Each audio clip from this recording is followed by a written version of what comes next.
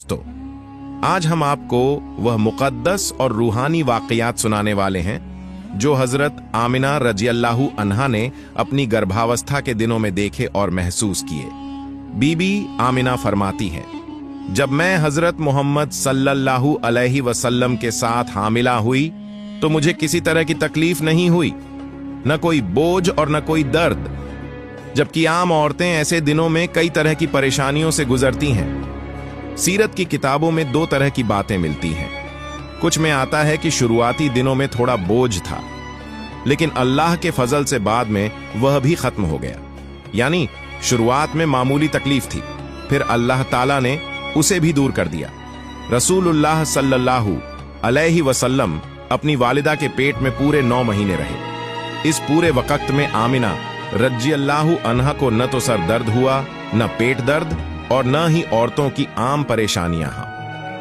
अल्लाह ने उन्हें पूरी तरह आराम और सुकून अता फरमाया। इमाम अबू नईम इस्फहानी रहमतुल्लाह अलैह ने लिखा है कि हजरत आमिना फरमाती है, जब मैं 6 महीने की गर्भवती थी तो मैंने ख्वाब में देखा कि कोई मुझसे कह रहा है, ए आमिना, तुम्हें सारी दुनिया की अफजल हस्ती की मां बनने का शर्फ मिलने वाला है।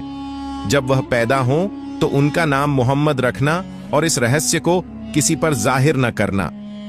एक और रिवायत में है कि सैयदा आमिना ने देखा कि कोई उनसे कह रहा है, आप तमाम मखलूक से अफजल और सारे जहानों के सरदार की मां बनने वाली हैं। जब वह पैदा हो तो उनका नाम मोहम्मद और अहमद रखना और उनके गले में यह तावीज डाल देना। जब आप नींद से जागी तो आपने अपने सर के पास सोने के अक्षरों में लिखी हुई एक तहरीर देखी। उसमें लिखा था, मैं अल्लाह की पनाह में देता हूं इस बच्चे को, हर हसद करने वाले के शर से, हर भटकी हुई मखलूक से जो सीधी राह से हट गई हो और फसाद फैलाने वाली हो। मैं इसे पनाह देता हूं हर शैतानी फूंकने और गिरह लगाने वाले से।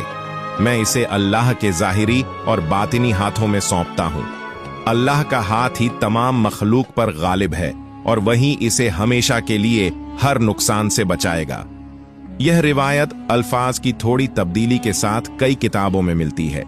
शरफ ए मुस्तफ़ा नामी किताब में इसके बाद यह भी आता है कि बीबी आमिना ने यह ख्वाब और तावीज का जिक्र कुछ औरतों से किया तो उन्होंने कहा, यह तो कोई असीब है, अपने गले और बाजू पर लोहे की कोई चीज बांध लो। आमिना कहती है, मैंने ऐसा किया, लेकिन कुछ ही दिनों में वह चीज अपने आप टूट जाती। जब भी मैं उसे दोबारा बांधती वह फिर टूट जाती। आखिर मैंने बांधना ही छोड़ दिया। रसूलुल्लाह सल्लल्लाहु अलैहि वसल्लम अभी पेट में ही थे कि एक बार उनसे ऐसा नूर निकला जिससे पूरी दुनिया रोशन हो गई और बीबी आमिना ने बसरा शहर के महल देखे।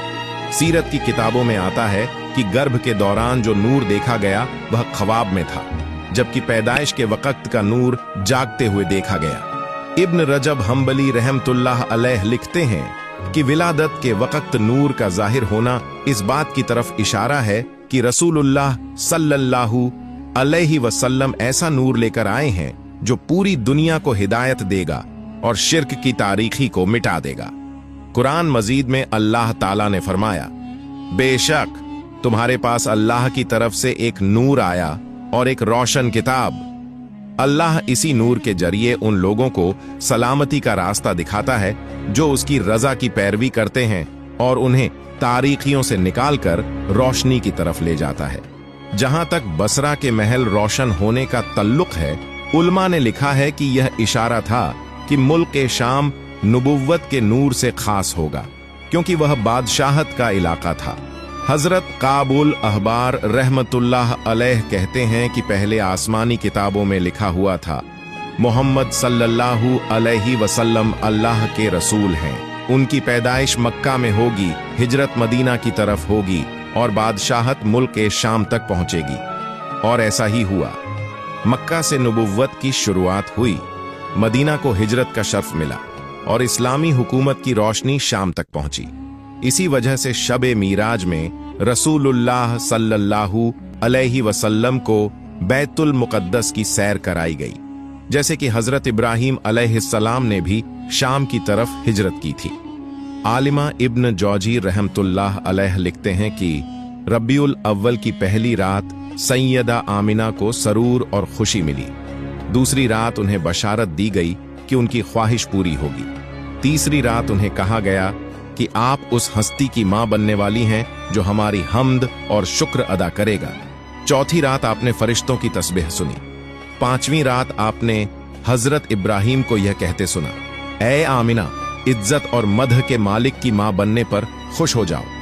छठी रात में बरकत मुकम्मल हो गई। सातवीं रात नूर चमका और कभी मध्यम न हुआ। आठवीं रात फरिश्तों ने आमिना के गिर्द तवाफ किया।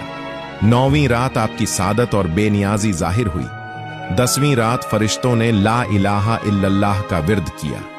11वीं रात आपकी सारी थकान और मशक्कत दूर हो गई। सैयदा आमिना फरमाती हैं, गर्भ के हर महीने मुझे आसमान और जमीन के बीच यह आवाज सुनाई देती थी, मुबारक हो आमिना, बहुत जल्द अबुल कासिम सल्लल्लाहु अलैहि वसल्लम दुनिया में तशरीफ लाने वाले हैं जो रहमत और बरकत वाले होंगे।